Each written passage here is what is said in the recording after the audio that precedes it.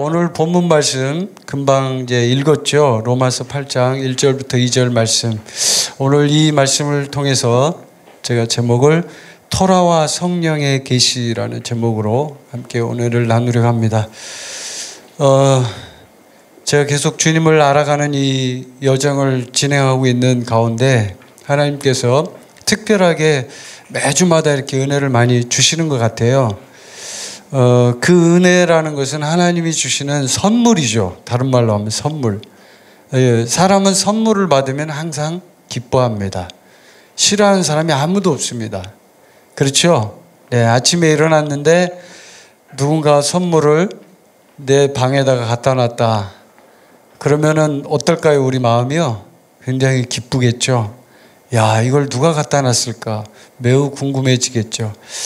그런 선물이 바로 오늘 이 본문의 말씀입니다. 아멘. 기대가 되십니까? 그런 선물이라고, 오늘 선물을 지금 주시려고 성령님이 이 본문 말씀을 여러분이 함께 읽게 된 것입니다. 그래서 성령님은 우리에게 놀라운 일들을 행하십니다. 그것이 바로 선물입니다. 자, 1948년 5월 14일 이 날이 무슨 날이냐면, 여러분 이 날짜를 들으시면 이게 무슨 날이지 할 텐데, 1948년 5월 14일은 이 세상에서 2000년 동안 존재하지 않던 어떤 한 나라가, 어떤 한 민족이 갑자기 역사의 무대에 등장한 놀라운 날입니다. 어떤 나라일까요? 예, 이스라엘입니다. 1948년 5월 14일 텔아비브에 있는 미술관에서 벤구리온 수상이 독립선언문을 낭독함으로 인해서 이스라엘은 공식적으로 역사의 무대에 등장한 국가가 되었습니다. 그때 이 사건은 전 세계의 이목을 집중시켰어요. 많은 사람들이 그 뉴스를 받고, 특히나 누가 제일 많이 봤을까요?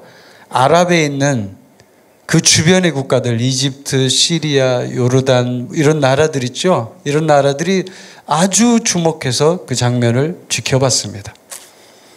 그리고 지켜보기만 했을까요, 이 사람들이? 아닙니다. 그 사람들은 그 장면을 보면서 불타오르는 증오심과 질투심을 느꼈습니다.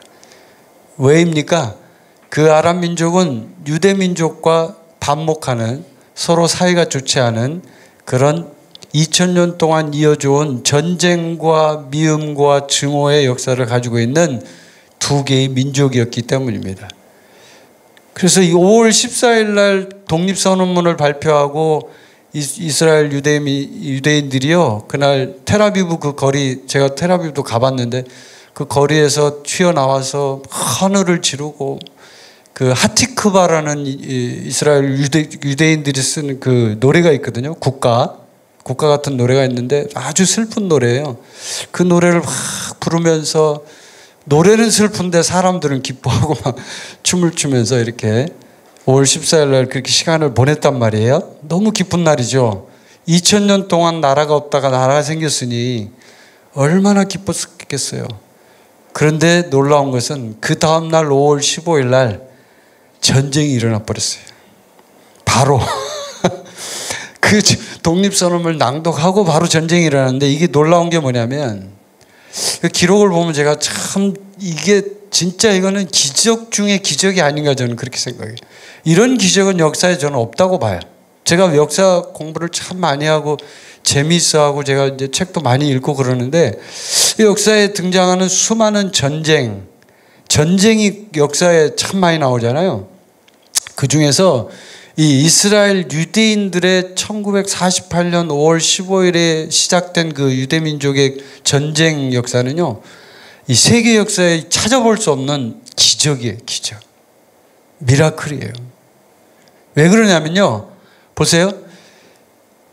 그 당시에 주변을 둘러싸고 있는 아랍 국가들의 전체 그 주변만 얘기하는 거예요. 그 나머지 뭐 변두리는 빼고요. 주변만 해도 인구가 몇 명이냐면 1억 4천만 명. 그리고 그 당시에 유대인은 몇 명이에요? 650만 명. 전체 다 해봐야 650만 명밖에 안 돼요. 다 해봐야. 그러니까 차이가 많이 나죠. 굉장히, 650이 아니라 65만 명. 제가 지금 잘못 얘기했네. 65만 명. 그때 이제 막 시작했기 때문에. 이제 굉장히 차이가 많이 나는데 전쟁을 시작됐을 때 많은 사람들이 그렇게 얘기했습니다. 정치인, 뭐 학자들, 뭐 이런 연구하는 사람들, 모든 사람들이 뭐라고 얘기했냐면 이 전쟁은 일주일 안에 끝난다. 유대인들은 다 죽었다. 이렇게 얘기했어요. 그 실제로 그 아랍군 총사령관, 연합군 총사령관이죠. 그 총사령관도 그렇게 얘기했어요. 내가 일주일 안에 유대인들을 전부 죽여서 지중해로 쓸어버릴 것이다. 이렇게 얘기했어요. 근데 결과는 어떻게 됐을까요, 여러분? 결과는 놀랍게도 5월 15일 날 전쟁이 시작됐는데 6월 11일까지 전쟁이 지속된 거예요. 물론 초기에는 많은 유대인들이 죽었습니다. 죽긴 했지만 그 이후에 기적이 일어났어요.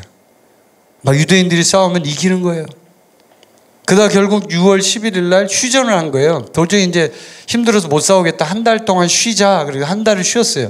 그리고 다시 이제 이집트가 공격을 시작함으로 해서 한 달 후에 이제 시작이 됐는데 그때는 더 놀라운 일이 일어났어요. 유대인들이 오히려 힘이 더 세졌어요. 한 달 동안 무기를 막 준비해가지고 네, 다시 전쟁을 이제 2차전을 하는데 오히려 열흘 만에요.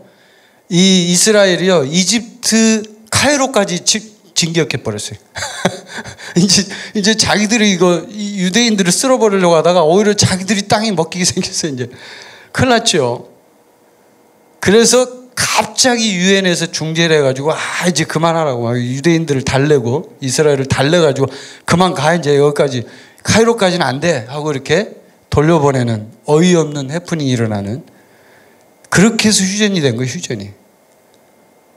여러분 이 이야기를 보면 하나님이 살아있다는 걸 느끼십니까? 하나님이 살아있는 것 같아요? 제가 지금 설명했잖아요. 1억 4천만하고 65만 명이 싸웠다고요. 그리고 군대도 비교가 안 돼요. 군대도. 무기도 비교가 안 되고요. 그 당시에 막 건국한 그 유대 이스라엘 나라는요. 무기도 변별하지 않았어요. 총도 제대로 없었어요. 그런 나라가 무기 빵빵하고 뭐 탱크, 비행기 어마어마하죠. 연합군이니까. 아랍의 몇 개 국가가 함께 덤볐으니까. 그 페어플레이라는 거 있잖아요. 저는 그 페어플레이 정신에서 보면 이 아랍인들이 잔인하다고 봐요.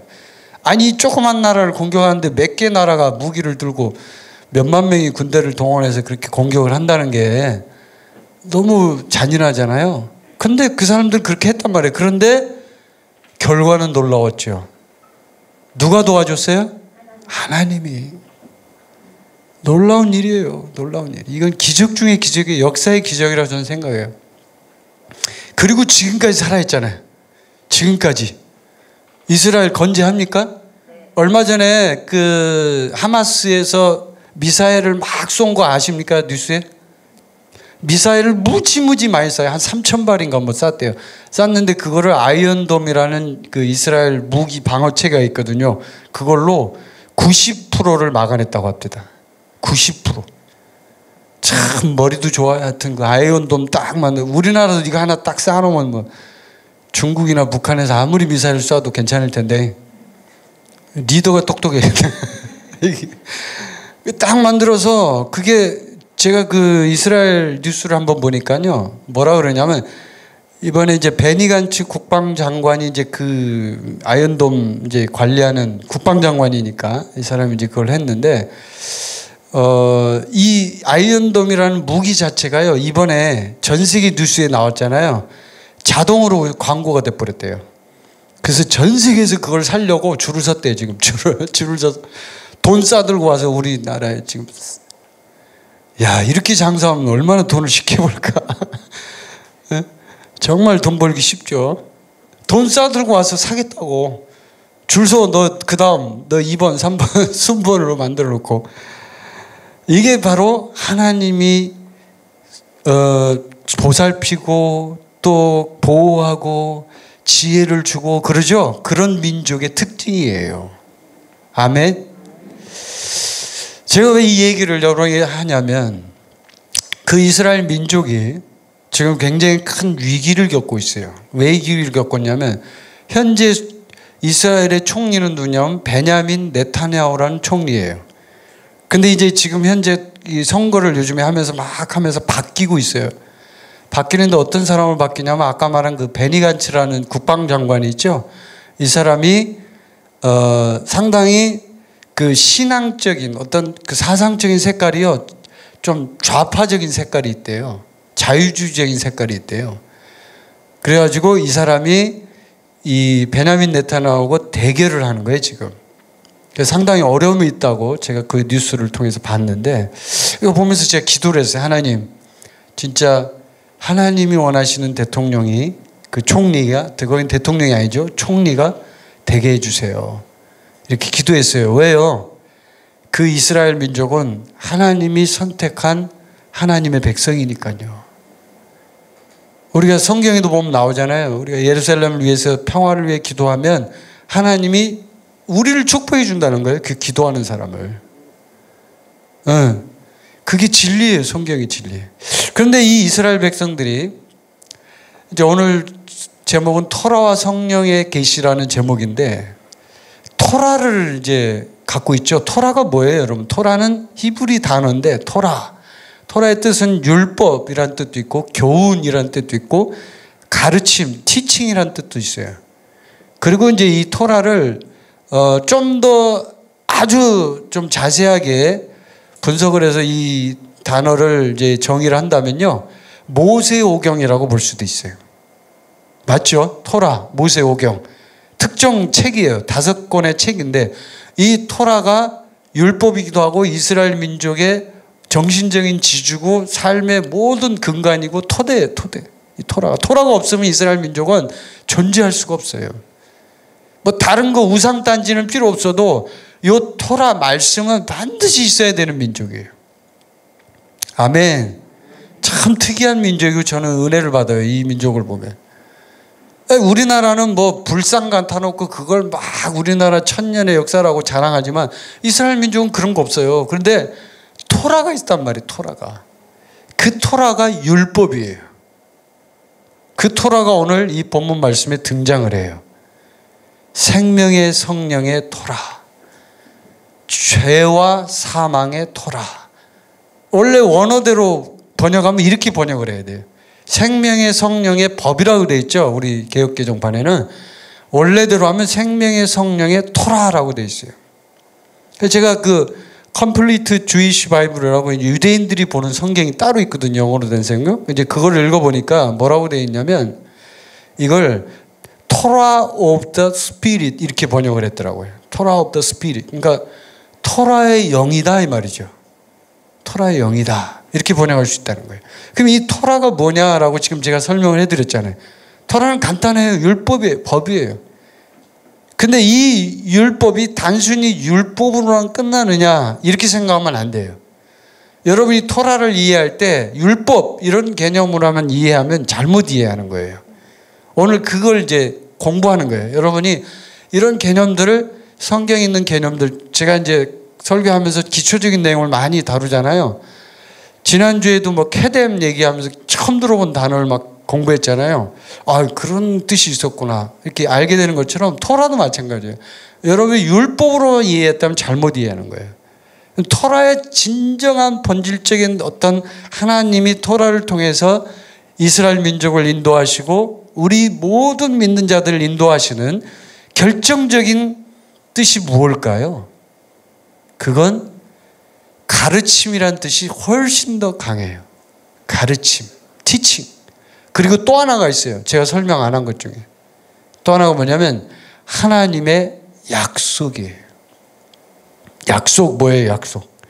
하나님은 이스라엘 민족을 토라를 통해서 약속을 이게 딱 세워놓고, 율법이라는 것이 약속이거든요, 사장님.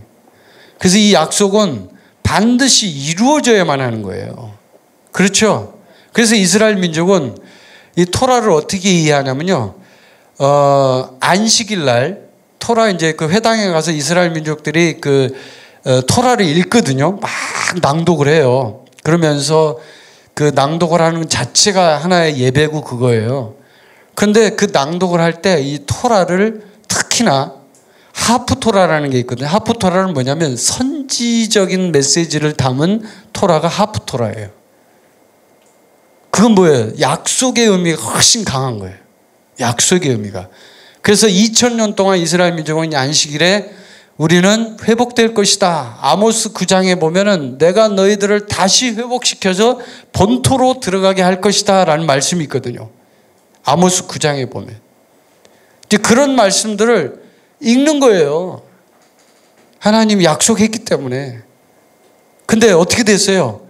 실제로 1948년 5월 14일 날 독립이 돼버렸잖아요. 할렐루야. 이게 하나님이에요. 하나님. 하나님은 장난치는 그런 신이 아니고 가짜 신이 아니고 그런 세상에 있는 싸구려 신이 아니에요. 하나님은 역사를 움직이는 신이고 하나님은 이스라엘 민족을 움직이는 신이에요. 그 하나님이 1948년 5월 14일 날 실제로 독립을 일으키신 거죠. 제가 이걸 묵상하면서 굉장히 마음에 강한 하나님에 대한 그런 신뢰, 믿음이 막 솟아오르더라고요. 왜요? 이런 하나님이 우리가 믿는 하나님이에요. 이 하나님이.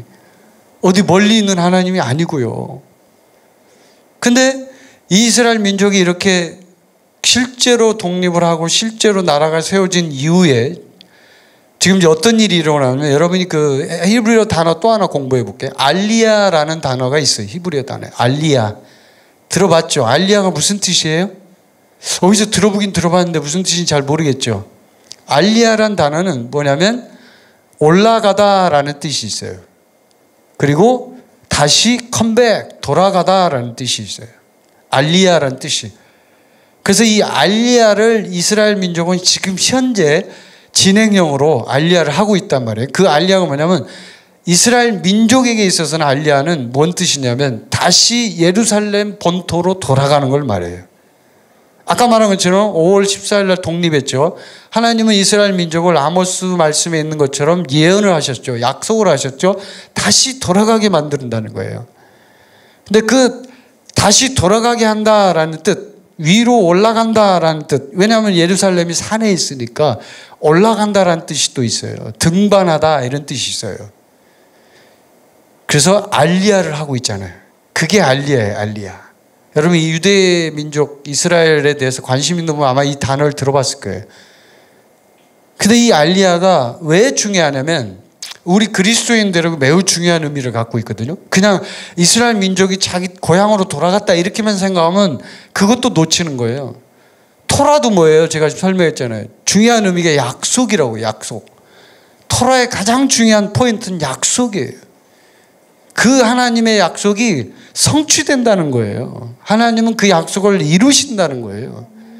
절대로 그거를 빈말하고 막 인간들처럼 말해놓고 약속 취소하고 이런 분이 아니라는 거예요. 토라라는 뜻이 그런 뜻이 있다고요. 근데 마찬가지 알리야도 위로 올라가는 거예요. 위로. Go up. 위로 올라간다 이 말이에요. 네?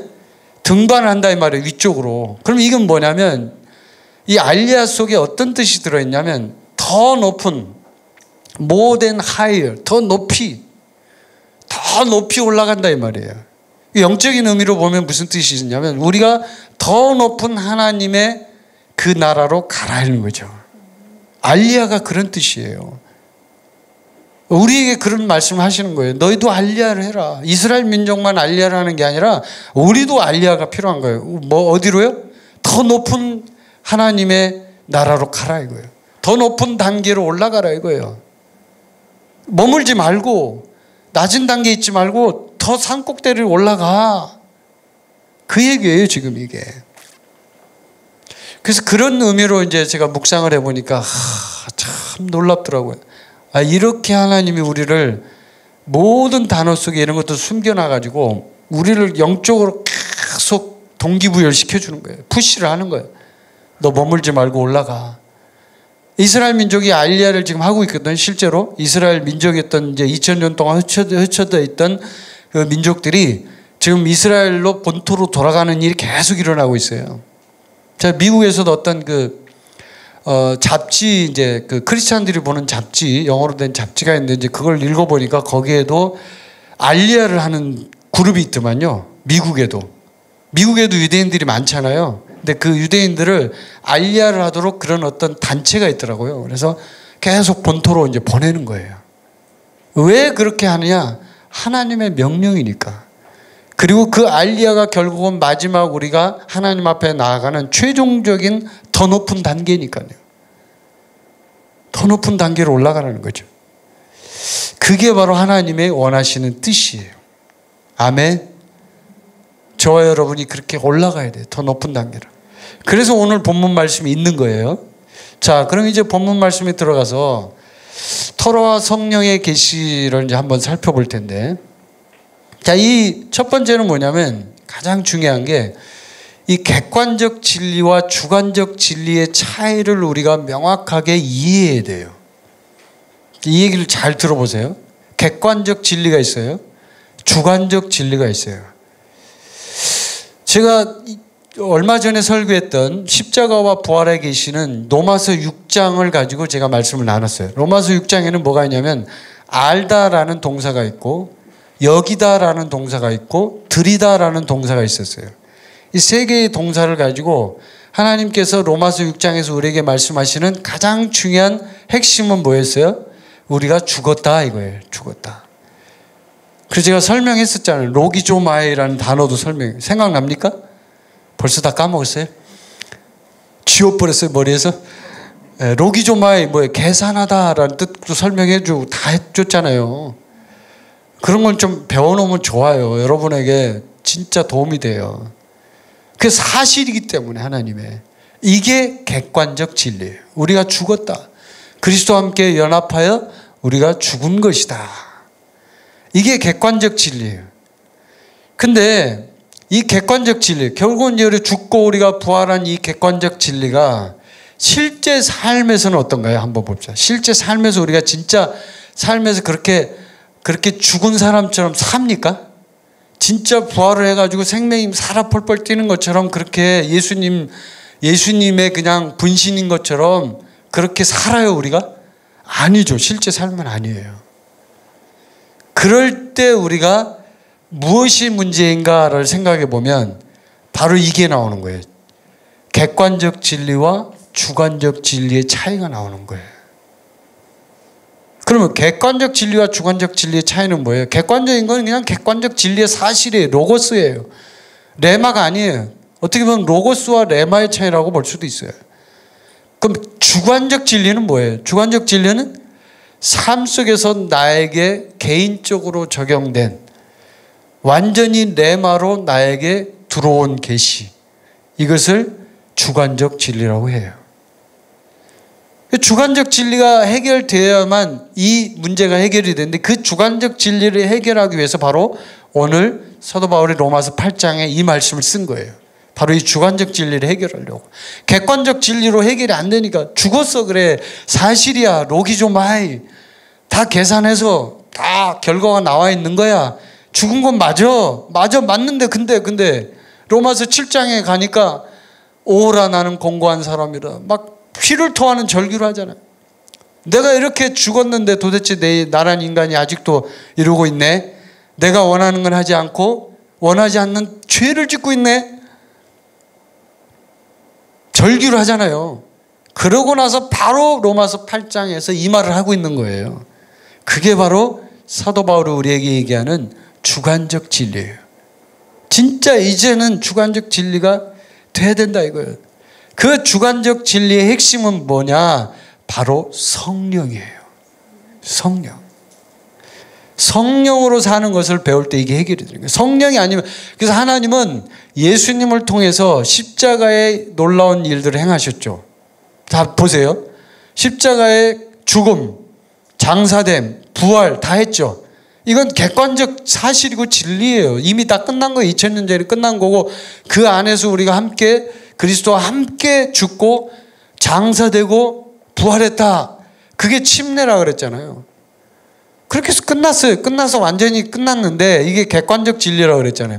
그럼 그게 지금 실제적으로 나하고 효력을 발동을 해서 실제 지금 현재 나의 삶 속에서 이게 막 강력한 파워가 일어나고 힘을 주려면 주관적 진리로 이게 바뀌어져야 된다는 얘기예요.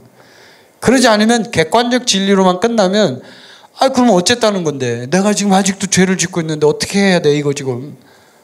그 문제에 있어서 가장 중요한 해결점은 성령님을 보내주신 거예요.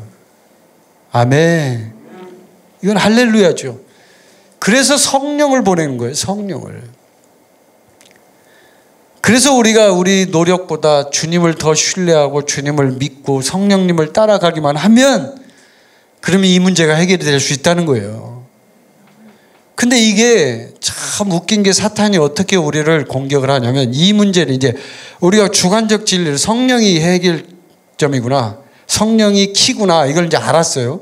그러면 마귀가 그때부터 이제 뭘 공격을 하기 시작하냐면 이게 참 웃겨요. 마귀는 단순히 우리에게 우리 자신의 능력으로 무언가를 할 수 있도록 자꾸 그쪽으로 유혹을 시켜요. 이때부터는. 그전에는 죄의 노예가 되어 있는 사람한테는 그냥 달콤한 죄의 사탕만 던져주면 다 넘어가요. 그렇죠? 아니, 조금만 넘어가면 그냥 우리 은총이 같은 애들은 치킨만 주면 끝나잖아요. 그냥. 바로 아웃이야, 그냥. 그날로 엄마하고 아빠하고 다 팔어. 끝나. 치킨 10상자. 끝나, 그냥. 그런데 요건 아이의 단계죠. 조금 올라간 애들은 그렇지 않단 말이에요. 이게.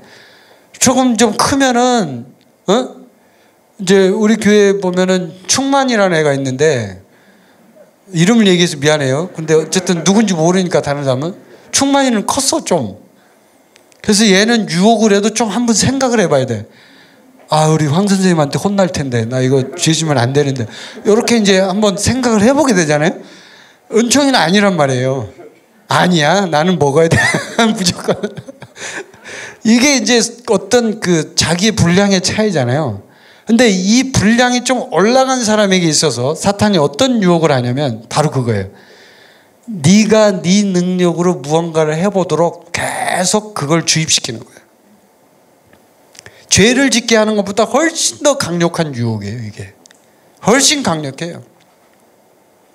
자, 지금 전쟁을 하는데 보세요. 예를 들어볼게요. 전쟁을 지금 한참 하고 있어요. 저도 이제 군대도 갔다 오고 있는데 제가 군대에서 이렇게 훈련할 때 보면 각개전투 훈련이라는 게 있거든요. 그럼 막 총을 막 쏘잖아요. 저희 사단에 탱크 부대도 있었거든요. 탱크 병들은 어떻게 하냐면 탱크 속으로 들어가요. 탱크 알죠? 근데 모르는 척 하네, 전부. 탱크 본 적이 없나? 탱크가 이렇게 있으면 탱크가 동그란 이렇게 그 구멍이 있어갖고 그 속에 남자가 들어가잖아요. 군인이. 그리고 뚜껑을 닫아요. 그러면 안 보여, 밖에서. 그리고 뭐 총을 아무리 쏴도 이게 철갑으로 되어 있기 때문에 안 죽어, 사람이. 그 안에 들어가 있으면. 근데 이제 벌판에 탱크가 하나 놓여 있는데 적군이 그 탱크를 이제 공격하려고 해요. 공격을 할 때 이 적군이 어떤 공격 방법을 쓰냐면요. 가장 좋은 공격 방법이 하나 있어요. 이 탱크에다 대고 계속 총을 쏘는 거예요. 막 쏘면 탱크에만 총이 맞을 거 아니에요. 사람은 안 죽어요. 아무런 해가 없어요. 큰 무슨 미사일을 쏘지 않는 한 탱크가 안 부서져요. 근데 이게 굉장히 효과 있는 공격 방법이에요. 왜냐하면 막 쏴요. 시도 때도 없이 쏴요. 근데 쉬었다가 또 쏘고 쉬었다가 또 쏘고 쏴요. 그러면 안에 있는 그 군인이 어떻게 할까요? 여러분들이 그냥 아무 때나 총을 쏘네. 근데 가만히 있어. 총을 안 쏴. 조용해. 그럼 어떨까요? 안에 있는 군인이. 궁금해지죠. 미치는 거예요. 언제 쏘아? 예. 궁금한 거야. 그때 무슨 행동을 할까요? 이제 좀 살펴보기 위해서 뚜껑을 열고 나오는 거예요. 그럼 그때 적군이 어떻게 할까요? 딱 저격병이 있다가 아, 이놈 봐라. 잘 됐다. 그대로 갈기면 죽는 거예요. 이게 사탄의 공격 방법이에요. 어떻게 하냐? 하나님이 원래 만들어 놓은 놀라운 이 객관적 진리의 사실들을 그대로 진리를 갖고 있는 예수 그리스도 안에 있잖아요. 우리가 그리스도 안에 in Christ 그리스도 안에 있는데 그 안에 있는 사람을 밖으로 끄집어내기만 하면 되는 거예요. 뚜껑을 열고 나오게만 만들면 되는 거예요. 그러면 그냥 바로 갈겨버리면 죽으니까 사탄이. 그래서 유혹에서 가장 중요한 건 네 능력으로 해봐. 너 대단한 놈이잖아. 네가 해봐. 이렇게 하도록 만들어주는 거예요. 하나님을 의지하지 않도록. 이게 고도의 사탄의 유혹의 방법이에요. 성령을 의지하지 않도록. 네가 한번 해봐. 너 잘났잖아. 대단하잖아. 너 믿음 좋잖아. 너 누구 손모 씨보다 믿음 좋다며. 너 믿음 좋잖아. 뭐 이렇게. 뭐 예를 들면 이제 예를 든 거예요. 그렇게 막 유혹을 하는 거예요. 그러면 본인이 자기의 능력으로 무언가를 하려고 막 발버둥 칠 거 아니에요. 하나님 제가 이거 했어요. 하나님 저것도 했어요. 요것도 했어요. 저 칭찬해 주세요. 그럼 하나님 뭐라고 할까요? 하나님 뭐라고 할까요? 이 모든 것은 다 내가 한 거야. 네가 한 거 아니야. 너 착각하지 마. 내가 다 너에게 힘을 줬잖아. 내가 다 하도록 만들어줬잖아. 왜 착각을 하고 그래? 이놈. 이렇게 혼나죠, 이제 그때는. 자랑질을 하다가 우리 거꾸로 하나님한테 혼나는. 이게 사탄의 유혹이에요. 무섭죠? 근데 인간이 이 유혹에 다 걸려버려요. 웬만하면 다 뚜껑 열고 나오고 싶죠, 탱크에서. 궁금하니까 언제 공격할 줄 모르는 거야, 이게. 타이밍을 모르겠고 잘 모르겠는 거야. 그러니까 그런 경우에 대부분은 다 넘어가요, 유혹에. 그래서 막 자신의 그런 어떤 프라이드가 발동해요. 자동차 이름이 아니에요. 프라이드가 막 발동을 해갖고 그 프라이드가 막 뻘뻘뻘뻘 살아서 올라와가지고 내가 지금 하나님을 위해서 이런 일을 하고 있는데 대단하지 나. 이렇게. 이게 사탄의 유혹 방법이라고 해요. 이게. 근데 이거를 해결할 수 있는 방법이 뭘까요? 하나님의 승리의 방법은 뭘까요? 그리스도 밖에서 무언가를 하려고 하는 걸 허용을 하지 말라. 그리스도 밖에. 인 크라이스트예요, 우리는. 그리스도와 연합되어 있어요. 이미 성령을 따라 살아야 돼요. 오늘 본문 말씀이 간단해요, 굉장히. 근데 그리스도 밖으로 떠나버리면 어떻게 되냐? 울타리 밖으로 나가면 끝나는 거예요. 탱크 문 열고 고개를 내밀면 끝난다니까요. 그럼 죽는 거예요. 근데 그것만 하게 만드는 거예요, 사탄이. 딱 너 떠나. 그리스도 밖으로 나가. 그 나가는 게 뭐라고요? 내 의지로, 나의 노력으로, 나의 능력으로 무언가를 하려고 하는 모든 시도가 다 거기에 속하는 거예요. 왜요? 그리스도 안에서는 우리가 모든 것이 다 주님의 은혜라고 고백할 수밖에 없죠. 그렇죠? 왜요? 그분이 주인이기 때문에. 그분이 나의 주인이잖아요. 그러니까 주님이 한 거지 내가 한 게 없는 거예요. 그 상태에서. 근데 그리스도 밖으로, 인 크라이스트 밖으로 떠나버리면 그때부터 어떻게 돼요? 내가 주인이 되니까 이제는 내가 하고 싶은 대로 다 하는 것이 나의 공로가 되고 나의 프라이드가 돼버리는 거예요. 그때부터. 그렇기 때문에 그것을 완전히 배제하는, 허용을 하지 말라. 이거 허용을 하지 말라. 아멘. 허용 자체를 하지 말아야 돼. 인크라이스트를 떠나는 것 자체를. 그래서 갈라디아서 5장 16절 17절 말씀에 보면, 이거 제가 여러 번 여러분에게 읽은 말씀이에요. 갈라디아 5장 16절 17절. 내가 이르노니 너희는 성령을 따라 행하라. 그리하면 육체의 욕심을 이루지 아니하리라. 성령을 따라 가라 이 말이에요. 쫄쫄쫄쫄 따라다니라 이 말이에요. 육체의 소욕은 성령을 거스르고 성령은 육체를 거스르나니 이 둘이 서로 대적하므로 너희가 원하는 것을 하지 못하게 하려 함이니라. 뭐예요? 이거는 분명히 이 17절 말씀이 뭘 얘기하냐면 성령하고 육체가 싸운다는 걸 얘기하고 있어요. 우리하고 육체가 싸우는 게 아니에요. 이 말씀을 보면 우리는 우리하고 육체가 우리가 싸운다고 생각하죠. 우리 자아하고 육체가 싸운다고 생각하잖아요. 그것도 착각이에요. 왜요? 우리는 인크라이스트 한 사람이잖아요. 우리는 안에 들어있다고, 울타리 아래에 있는 사람인데 착각을 하는 거예요. 내가 뭘 하고 있다고. 아니라고요. 성령이 싸우는 거예요. 육체의 소욕은 성령을 거스르고 성령은 육체를 거스르나니 이 둘이 서로 대적함으로. 성경 말씀이 분명히 나와 있잖아요. 성령하고 육체가 싸우는 거예요. 대적을 하는 거예요. 근데 이걸 착각을 해가지고 내가 싸운다고 생각을 해요. 그래가지고 내가 좀 힘을 길러야 될 텐데. 아니에요. 우리가 해야 될 유일한 일은 뭐예요? 주인이신 성령님 예수 그리스도만 의지하면 되는 거예요. 아멘. 그냥 의지하라 이 말이에요. 의지하라. 나를 잡수십시오. 뭐 이제 그런 말 있잖아요. 그냥 알아서 해 주십시오 하는 그런. 그 표현이 진짜 과격하지만 맞아요. 그 말이. 그냥 나를 그냥 산채로 다 드립니다. 알아서 하십시오. 이런 표현이거든요. 그게 맞다니까요. 그래야 되는데 우리 인간이 어떻게 생각하냐면 내가 그 육체 근엄하고 싸운다고 생각을 한다니까요. 그래서 힘든 거예요. 공고하게 되는 거예요. 마음이 힘들고 왜 이렇게 나는 죄를 짓고 살까? 아이 좀 죄 좀 안 짓고 살면 안 될까? 어떤 사람이 부부가 이제 미국으로 이민을 갔어요. 여기서 이제 한국에서 신앙생활을 하다가 미국에 이민 가서 이제 이민교회 가서 열심히 주님을 섬기려고 여기서 참 신앙생활 잘하던 사람이었어요. 거기 교회에서 이제 섬기는 이 교회가 이제 그렇게 큰 교회가 아니니까 개척교회였기 때문에 본인들이 해야 할 일도 많고 잘 섬겨야 돼요. 근데 어느 날 막 섬기는데 교회 목사님이 뭘 이렇게 하라고 막 시켰어요. 그래서 열심히 이제 그 봉사를 하는데 둘이서 부부가 서로 의견이 충돌이 일어난 거예요. 그래가지고 그 의견 충돌이 일어난 날이 하필이면 주일이었어요. 그래가지고 주일날 막 대판 싸웠어. 근데 싸우는 장면을 성도들이 다 본 거예요. 그 목사님도 보고.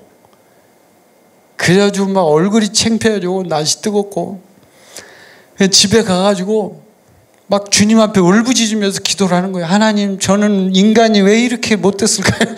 저는 왜 이렇게 우리 마누라하고 싸움만 하고 또 마누라는 남편에 대한 기도하면서 우리 남편 참 못된 놈 이러면서 나도 못됐지만 하면서 하나님께 기도를 둘이 이제 하는데 안 풀리잖아요. 해결이 안 돼. 아니 이게 도대체가 이게 해결이 안 되니까 나는 죽었다고 하는데 도대체 왜 인간이 이럴까?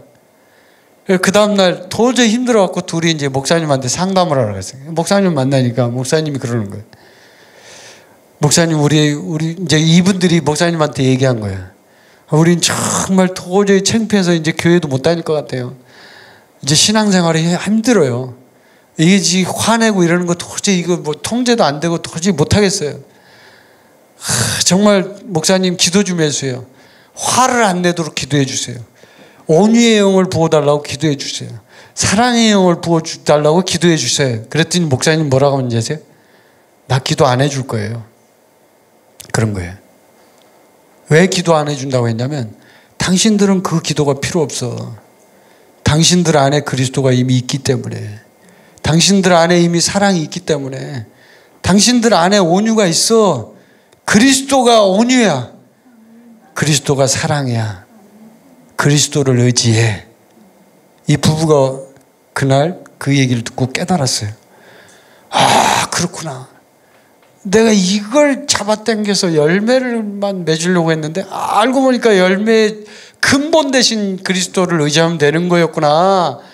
내가 예수님을 의지하면, 성령님을 의지하면 되는데 왜 지금까지 이거를 내 스스로 하려고 했지? 이게 무슨 유혹에 빠진 거예요? 좀 전에 그 유혹에 빠진 거예요. 제가 말씀드렸죠. 어느 정도 성장한 사람은 그렇게 공경한다니까요. 자기 스스로 막 일을 하게 만들어요. 울타리 밖을 떠나게 만들어요. 인크라이스트 울타리를 벗어나게 만들어버려요. 그러면 끝나요. 탱크 문 열고 나오면 돼요. 고개 내밀고 나오면 빵 쏘면 죽는 거예요. 그냥 한 방에. 그래서 하나님께서 이 문제를 해결하기 위해서 성령을 보내주신 거예요. 성령. 아멘. 왜? 주관적 진리는 현재에 필요한 진리잖아요. 현재. 내가 실제 삶에서 써야 될 진리잖아요. 객관적 진리는 주관적 진리와 연결되어 있지만 나에게 있어서 실제화가 되지 않으면 그거는 아무 의미가 없는 거예요. 삶에서 아무런 힘이 없다고요. 파워가 없다고요. 그래서 오늘 본문 말씀, 자 1, 2절 말씀 다시 한번 읽어봅시다. 우리가 1, 2절 말씀을 보면 여기에 중요한 하나님이 우리에게 말씀하시는 단서들이 들어있어요. 1절, 2절 다시 한번 읽어봅시다. 시작. 그러므로 이제 그리스도 예수 안에 있는 자에게는 결코 정죄함이 없나니 이는 그리스도 예수 안에 있는 생명의 성령의 법이 죄와 사망의 법에서 너를 해방하였음이라. 아멘. 자, 여기 보면 1절에서 뭐라고 하냐면 그리스도 예수 안에 있는 자에는 결코 정죄함이 없대요. 어떤 정죄, condemnation이라고 하는데 이 정죄가 없다는 거예요. 막 공격하는 어떤 사탄의 공격이 없다는 거예요. 왜요? 그리스도 안에 있으니까. In Christ. 제가 좀 전에 말씀드렸잖아요. 그리스도 안에 있으니까 아무런 그게 소용이 없다는 거예요. 그런데 실제 삶은 어때요? 패배가 있고 할 수 없다는 생각이 들어오고 나란 인간은 도대체 왜 이럴까 막 이런 생각이 들어오잖아요. 근데 이것에 있어서 가장 중요한 핵심은 바로 토라라는 이 중요한 단어에 있어요. 토라. 제가 토라를 조금 전에 설명을 드렸는데 토라는 유대인들이 갖고 있는 율법이기도 하지만 우리 그리스도인들이 볼 때는 하나의 법이에요. 법. 그리고 아까 제가 말씀드렸죠. 뭐라고요? 약속이에요. appointment, 약속은 반드시 지켜져야 하는 거거든요. 이거는 반드시 지켜져야 되는 거예요. 근데 자, 이 토라를 통해서 살펴보면 이게 토라는 법이라 그랬잖아요. 법. 이 지금 패배하고 정죄감에 빠져 있고 실패하는 우리가 법은 예외가 있을까요? 없을까요? 있어요? 없어요? 네, 없어요. 법은 예외가 없어요. 예외가 있다는 건 인간이 다 만든 거예요. 그건 전부. 인간이 나쁜 짓을 할 때 편법을 쓰는 게 바로 예외예요. 근데 원래 법이라는 로우라는 법, 토라라는 법, 토라가 로우보다 훨씬 더 강력한 법이거든요. 어떻게 보면 하나님의 법이니까 이 토라로 보면요, 이 법은요 절대로 바꿀 수가 없어요. 하나님 본인도 못 바꿔. 아멘. 이게 아멘이에요. 진짜 은혜가 되는 말이에요. 하나님도 못 바꿔요. 이 법을 이렇게 만들어 놓으면 반드시 그렇게 해야 돼요. 예외가 없어요. 근데 여기서 보세요. 2절은 이제 넘어가. 자, 정죄가 없다고 얘기를 하는데, 자, 법은 예외가 없다고 얘기하는데, 자, 어떻게 그러면 죄와 사망의 법이라는 이 법이 있는데 이게 지금 작동을 하기 때문에 우리가 지금 여기서 실패를 하고 막 힘들고 어렵고 그런 거거든요. 죄와 사망의 법이 있어요. 이게 그 유대인 성경에서는 뭐라고 번역을 했냐면요, Torah of sin and death 이렇게 번역했어요. 그러니까 죄와 사망의 토라라는 얘기예요. 죄와 사망의 율법이라는 얘기예요. 죄와 사망의 토라가 지금 완전히 우리를 장악하고 있는 법이라는 얘기예요. 지금 이게 이 법이. 근데 한번 보세요. 로마서 6장을 공부할 때 우리가 배웠지만 객관적 진리에서는 이미 토라가 어떤 선언을 했냐면 이 법, 토라가 어떤 선언을 했어요. 우리가 주님과 함께 연합했고 그리스도 안에 들어가서 우리는 완전히 끝나버렸다고 선언을 했죠. 죽었다고 선언을 했어요. 이미 선언을 했는데 이 법이 있어요. 이것도 법이에요. 그 법이 이미 있는 상태에서 우리는 그 법이 있다는 것을 느끼지 못하고 죽었다라는 것만 알고 있는 거죠. 그 상태에서는. 그러니까 죽었다는 법만 알고 지금 어떤 다른 법이 있다는 걸 모르고 있는 상태예요. 로마서 6장에서 7장, 8장에 오기 전까지는. 그때 사도 바울이 여기서 분명하게 얘기를 하는 거예요. 그리스도 예수 안에 있는 생명의 성령의 법이 있다는 거예요. 다른 법, 어떤 법이 있어요. 이 법이 지금 옛날에 있던 옛날 법, 그렇죠. 죄와 사망의 법이 있는데 이 법을 어떻게 했다는 얘기예요. 눌러가지고 상위법으로 이 법을 그냥 덮어버렸다는 얘기예요. 할렐루야. 이게 바로 사도 바울이 말하고자 하는 토라에 담긴 놀라운 진리의 단서예요. 자, 이걸 조금 더 얘기하면 이래요. 예를 들어보면 그래요. 우리나라에서 어떤 법을 만들었어요. 자, 지금 법을 막 만드는데 기존에 있던 법이 어떤 법이 있어요. 이제 이 법이 지금 이 법이 원래 있던 기존 법이에요. 근데 이 법을 바꾸려면 새로운 법이 들어와서 이 법을 뒤집어 씌워야 이 법을 바꿀 수 있죠. 그렇죠? 그러면 이 새로운 법이 와가지고 이 기존에 있던 옛날 법을 뒤집어 씌워서 완전히 국가에서 공포를 하고 선언을 해요. 그래서 이 법이 지금부터 이제 2021년 6월 27일 0시부터 발효됩니다. 이렇게 하고 이게 치죠. 어떻게 돼요? 그날부터 옛날 법은 효력이 없어져 버리는 거예요.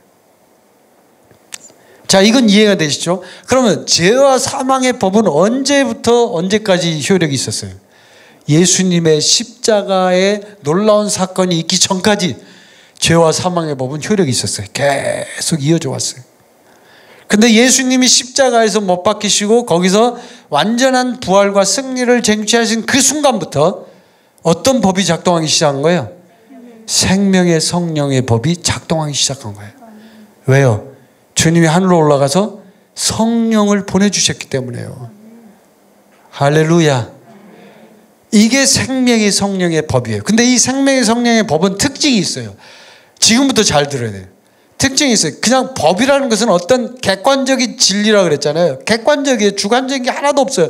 그래서 그냥 나하고 아무 상관이 없는 것 같아요. 여러분이 법을 모르면 우리나라 법도 살면 알잖아요. 내가 모르는 법은 아무 관심이 없어요. 제가 우리 직원들하고 이렇게 일을 해보면 우리 직원 중에 황자매님이란 분이 있거든요. 근데 그분한테 얘기하면 이렇게 법에 대한 얘기를 가끔 할 때 법을 모르면 본인도 모르는 거야. 이게 도대체 왜 이렇게 되는지를. 왜? 관심이 없으니까. 그쪽 분야에 공부를 안 해봤으니까. 근데 이제 관심 있게 공부를 해보다 보면 아, 법이 이렇구나 하는 걸 알게 되잖아요. 알게 돼요. 알게 되면 법은 이렇게 된 거구나 라는 걸 알게 될 때 그 객관적 사실, 진리가 어떻게 돼요? 주관적 진리로 바뀌기 시작하는 거예요. 그때부터. 맞죠? 왜? 나하고 상관이 있어지기 시작하는 거예요. 그때부터. 그 전까지는 아무런 상관이 없었어요. 근데 지금부터 상관이 있는 거예요. 근데 이거를 성령을 보내실 때는 왜 하나님이 이렇게 말씀을 하시고 이렇게 일을 처리하셨냐면 성령님은 그 자체가 법이기도 하지만 지금 얘기를 잘 들어야 돼요. 굉장히 중요한 계시가 있기 때문에 성령은 그 자체가 법이에요. 생명의 성령의 법이라고요. 예? 그 자체가 법이라고요. 그런데 또 하나의 특징이 있어요. 성령님은 인격체라는 특징을 갖고 있어요. 그럼 뭐예요? 살아있는 법이라는 얘기죠. 그러니까 살아있는 생물법이라는 얘기죠. 인격체인 법이니까 어떤 인격체인 한 인간이 본인 자체가 법이 되기도 하면서 그 자체가 살아있는 생물체인 인격체로 존재하게 돼버린 거예요. 그러니까 이 법은 굉장히 놀라운 특징을 갖고 있는 게 객관적 진리를 담고 있기도 하면서 동시에 주관적 진리를 같이 갖고 있는 거예요. 어렵죠, 이 말이. 여러분 진짜 이 어려운 공부를 하느라고 심심한 위로를 근데 이게 굉장히 중요한 진리예요. 이 계시를 알아야만 여러분이 로마서 8장 1, 2절을 이해할 수 있다니까요. 토라에 담긴 하나님의 계시를 이해할 수 있다고요. 제가 이걸 묵상하면서 계속 하나님 앞에 물어보고 이제 제가 일주일 동안 말씀 묵상을 참 많이 하거든요. 많이 하고 이제 시간도 있고 성경도 읽고 책도 읽고 이제 이렇게 하면서 공부를 많이 하는데 이렇게 묵상을 해보면 느끼는 게 뭐냐면 하나님이 계시를 주셔야만 우리가 알 수 있잖아요, 이게. 근데 제가 이제 로마서 이 말씀을 준비하면서 이렇게 보니까요. 굉장히 놀라운 진리가 담겨 있단 말이에요. 근데 사람들이 이것도 다 그냥 이렇게 쓱 훑어 지나가 버리기 때문에. 그게 바로 이거예요.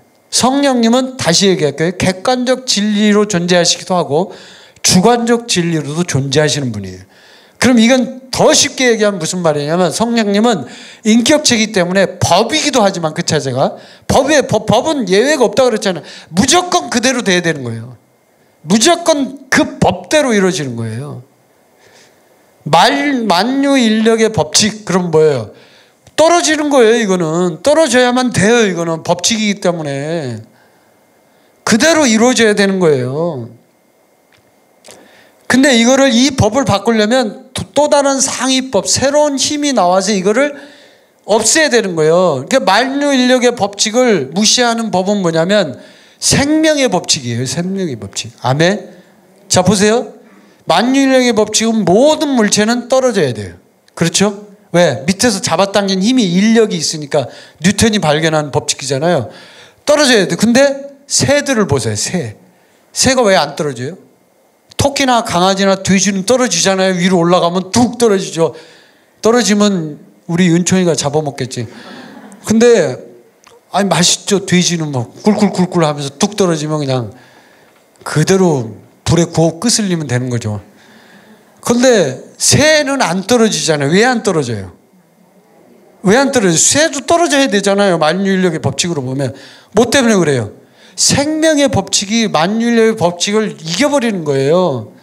날개를 막 해가지고 공기의 그 흐름을 타서 쫙 멋지게 날라버리는 거예요.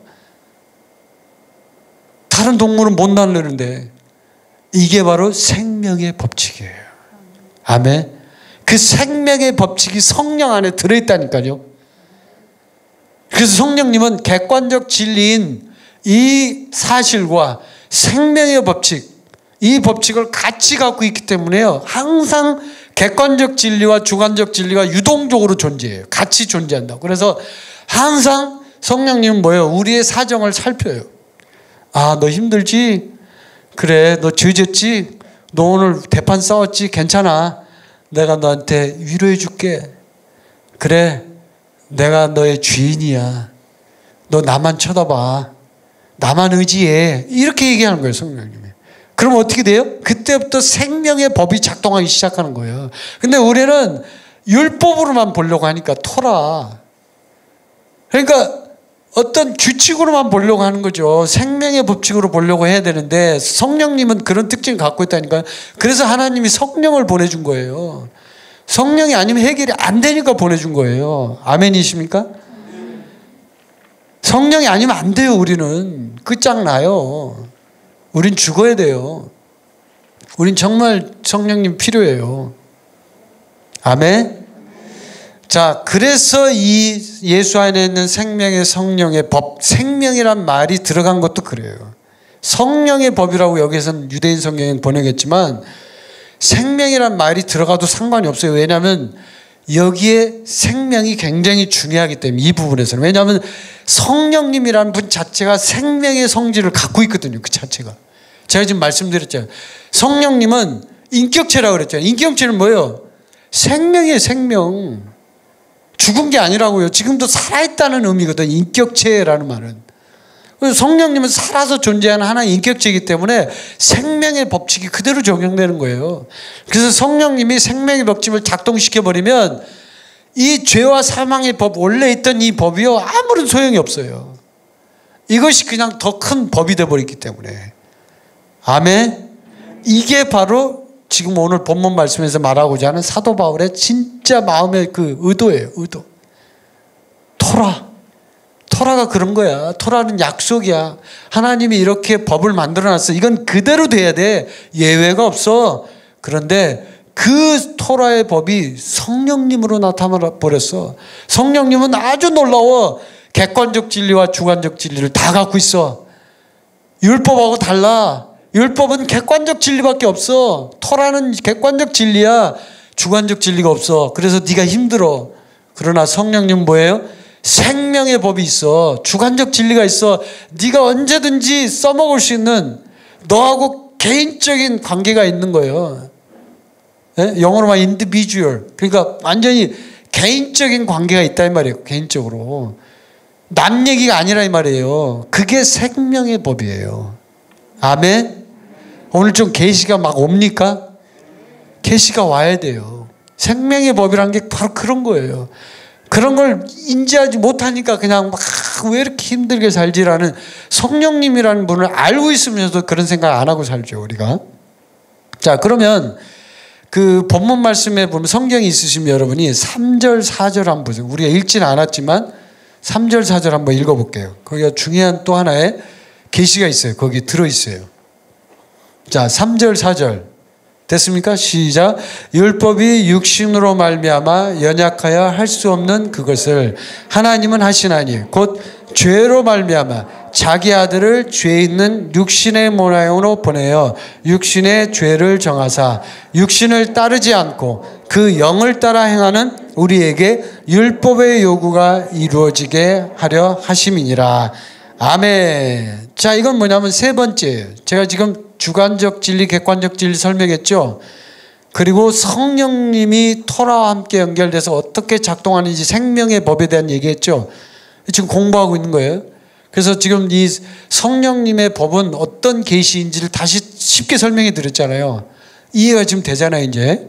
아, 그렇구나. 생명의 법은 주관적 진리를 포함하고 있는 놀라운 거였구나. 알게 됐죠. 그러면 이제 그것을 실제적으로 이제 행동으로 우리가 삶 속에서 실천할 때 필요한 게 바로 이 3, 4절 말씀이에요. 성령을 따라 행하라, 이 말이에요. 성령을 따라 행하라. 아멘. 육신을 따르지 않고 그 영을 따라 행하는, 이렇게 돼 있죠. 4절을 보면. 율법은 뭐냐면 계속적으로 우리를 정죄하고 판단하고 그것을 막 평가해야 돼요. 어쨌든 평가해야 돼요. 근데 이것을요, 하나님께서는 이제 완전히 끝내놨어요. 객관적 진리에서는 뭐냐면 이게 바로 주님이, 첫 번째는 주님이 이미 이루어 놓으신 일이에요. 이미 이루어 놓으신 거예요. 그렇죠? 이미 끝났어요. 십자가에서 다 완성시켜 놨어요. 근데 주관적 진리의 차원에서 보면 성령님의 그 어떤 생명의 법칙에 따라서 우리가 살아갈 때 앞으로 될 미래에 대한 일이에요. 그건 뭐냐면 성령님이 우리 안에서 이루어 갈 일이에요. 이루실 일이에요. 이루실 일. 이미 이루어진 일이 있고 이룰 일이 있는 거예요. 앞으로 이루어야 될 일이 있는 거예요. 이게 바로 3, 4절 말씀이에요. 앞으로 이루어야 돼요. 근데 그게 핵심이 뭐예요? 성령을 따라 행하는 거예요. 아멘. 육신을 따르지 않고 그 영을 따라 행하는 우리에게 율법의 토라의 요구가 이루어지게 하려 하심이니라. 이루어지는 거에 다 완성되는 법도 만족을 시키고, 예?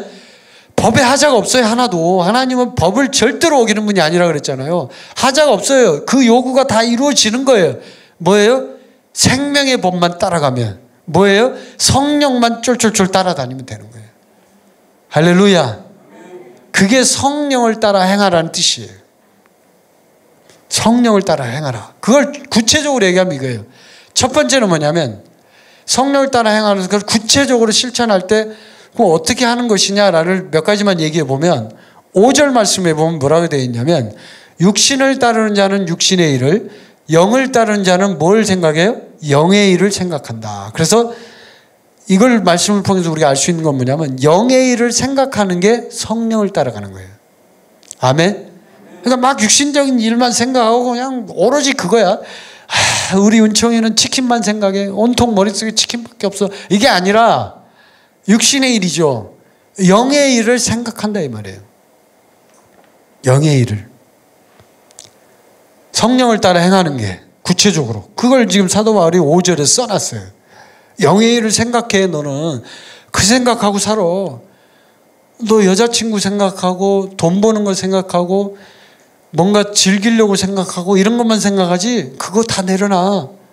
영의 일을 생각해. 그래야 너는 성령을 따라가는 거야. 성령님이 원하는 건 그거야. 이 얘기예요 지금 이게. 아멘. 그러니까 어떤 일을 생각할 때 얘기예요. 생각할 때. 그 다음에 두 번째는 13절 말씀 한번 보세요. 13절.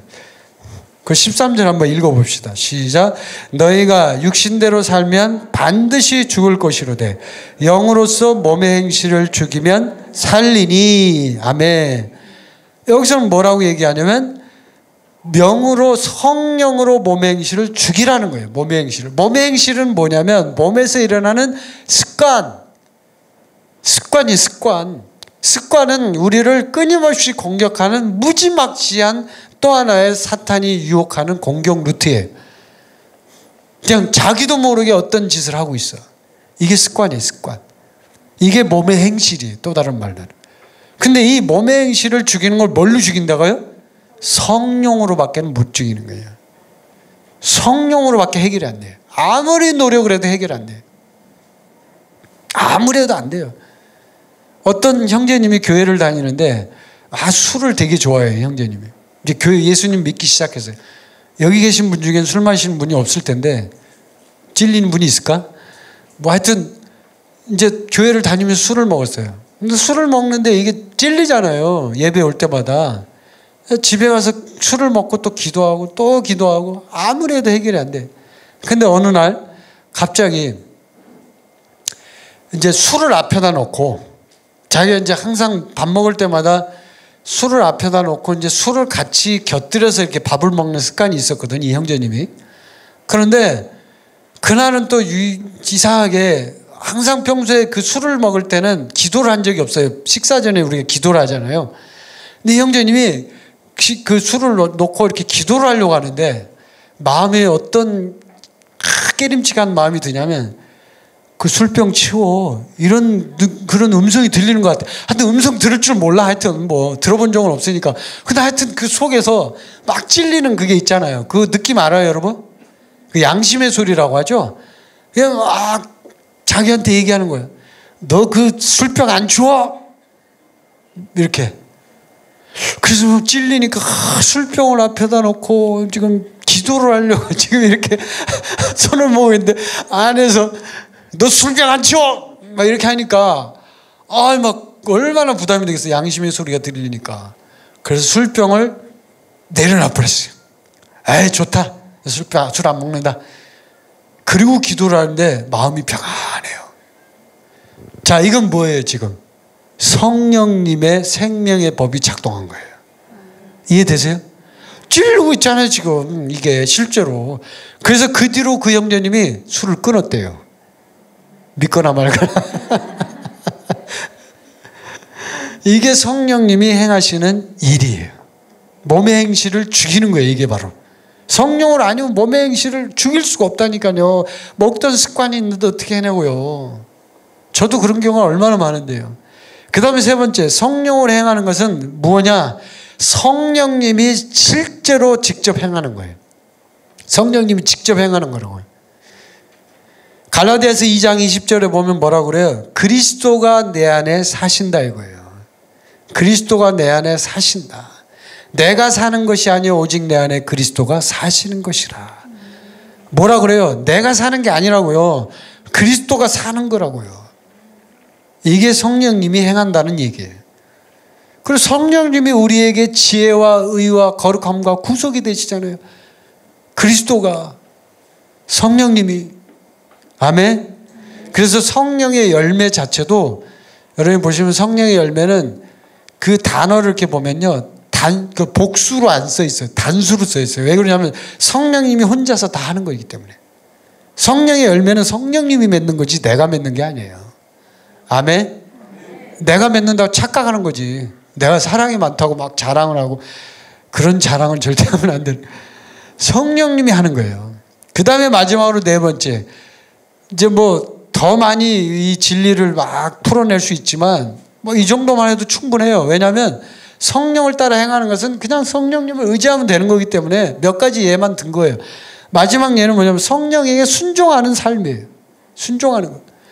성령님이 주인이에요. 성령님이 주도권이 있어요. 그래서 성령님이 하는 대로 따라가라 이 말이에요. 주인 대심. 아멘. 그래서 그 인격체이신 성령, 생명이신 성령님을 우리가 인식하게 되면 그 주인을 따라가게 돼 있기 때문에 성령을 따라가는 게 쉽다는 거예요. 그래서 여러분 오늘 이 말씀 이제 이 정도만 예를 들면 성령을 따라 행하는 것이 무엇인지 여러분 이해가 되셨을 거예요. 성령을 따라 행하는 것에 있어서 가장 중요한 계시는 뭐냐면 아까 제가 말씀드린 거예요. 성령님은 객관적 진리와 주관적 진리를 다 갖고 있어요.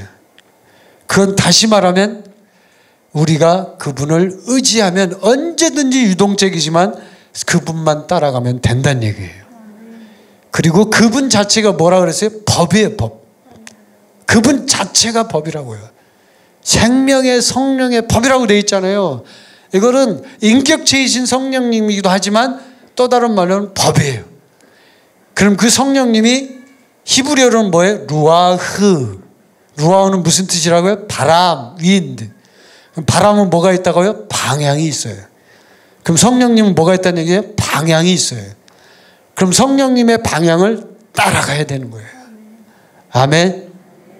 성령님 방향이 있어요. 자기가 가는 방향이 있다고요. 그 방향을 우리가 따라가 공부했잖아요. 루아흐. 따라가야 돼요. 그걸 따라가지 않으면 우리는 큰일 나는 거예요. 죄와 사망의 법으로 떨어지는 거예요. 왜냐하면 이 법이 작동을 안 해요. 그때부터는. 제가 말씀드렸잖아요. 성령님은 살아있는 법이라고요. 아멘. 자, 우리 선포해 봅시다. 성령님은 살아있는 법이다. 다시 한번 성령님은 살아있는 법이다. 아멘. 법은 뭐예요? 예외가 없어요. 예외가. 법은 절대로 변하지 않아요. 법은 절대로 지켜져야 돼요. 그게 토라예요. 하나님은 그 법을 어기지 않아요. 근데 그 법이 성령님이라는 분으로 우리에게 주어진 거예요. 살아있는 법으로. 얼마나 놀라워요. 그렇기 때문에 이 로마서 8장 1, 2절이 중요한 거예요. 이 성령을 모르면요, 아무리 십자가 부활을 얘기해도 소용없어요. 끝나요. 부활복음이 있으면 뭐예요? 성령이 없으면 끝나는 거예요. 부활하면 뭐합니까? 성령님이 없는데. 살아있는 법이 없는데, 생명의 성령의 법이 없는데 어떻게 그걸 이기냐고요. 죄와 사망의 법을 못 이겨요. 부활을 해도. 성령이 들어와서 살아있는 법이 될 때 그걸 이기는 거예요. 아멘. 그때 실제가 있는 거예요. 리얼리티, 실제가 일어나는 거예요. 그때. 아멘. 그래서 저와 여러분이 진짜 그런 삶이 되시기를 간절히 바랍니다. 성령을 따라가는 여러분이 되시기를 바랍니다. 이 성령의 계시를 붙잡는 여러분이 되시기를 바랍니다. 성령님을 쫄쫄쫄 따라다니는 여러분이 되시길 바랍니다. 그분이 여러분을 싫다고 해도 바지가랑이를 붙잡고 저 좀 살려주세요 하고 따라다니는 여러분이 되시길 바랍니다. 그분이 여러분을 싫어할까요? 안 싫어하죠. 그분이 은총이도 얼마나 이뻐하는데요. 그분이 충만이도 얼마나 이뻐하는데요. 그렇게 죄를 지어도 그분이 이뻐한다니까요. 나 같으면 안 이뻐할 것 같아. 죄를 많이 지면 아유 저 나쁜 놈인지 이럴 때. 성령님은 그러지 않아요. 항상 이뻐해요. 그게 없어요. 왜? 그분 자체가 사랑의 본체이기 때문에. 제가 지난주에 얘기할 때 그 위대한 사랑이란 말씀 한번 드렸는데 성령님이 바로 그 위대한 사랑의 본질이잖아요. 그래서 저와 여러분이 정말 성령님을 쫄쫄쫄 따라다녀서 진짜 승리하는 삶, 죄와 사망의 법에서 완전히 해방되는 삶, 그런 놀라운 은혜가 날마다 임하시기를 간절히 바랍니다. 우리 함께 기도하시겠습니다.